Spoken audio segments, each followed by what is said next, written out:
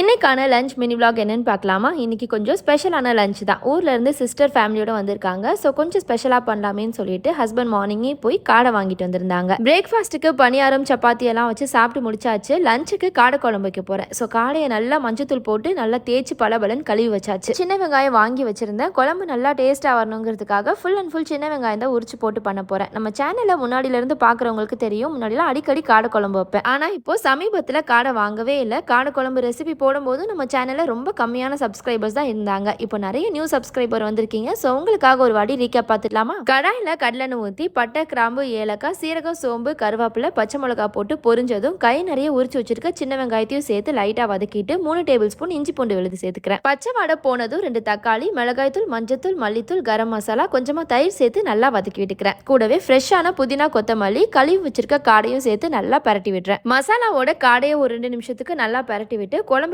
தேவையான அளவுக்கு தண்ணி தேவையான அளவுக்கு உப்பு போட்டு நல்லா மிக்ஸ் பண்ணி விட்டு மூடி வச்சிடுறேன். நல்லா கொதிக்கட்டும். அதுக்குள்ள மிக்சர் ஜார்ல ஒரு கைப்பிடி தேங்காய் கொஞ்சம் சோம்பு சேர்த்து தண்ணி ஊற்றி நல்லா ஃபைனா அரைச்சிட்டு கூடவே கொஞ்சோண்டு சின்ன வெங்காயத்தை சேர்த்து கொரகொரப்பா அரைச்சு அதையும் கொதிச்சிட்டு இருக்க குழம்பு கூட சேர்த்து விட்டுருங்க. மூடி வச்சு ஒரு 15 நிமிஷம் லோ ஃப்ளேம்லேயே வேகட்டும். காடை நல்லா பஞ்சா வெந்துடும். இப்போ எடுத்து அப்படியே சுட சுட சர்வ் பண்ண நம்ம காடை குழம்பு தயார். வீடியோ பிடிச்சிருந்தா ஷீல்ஸ் டைரிங்க லைக் அண்ட் சப்ஸ்கிரைப் பண்ணிக்கோங்க. பாய்.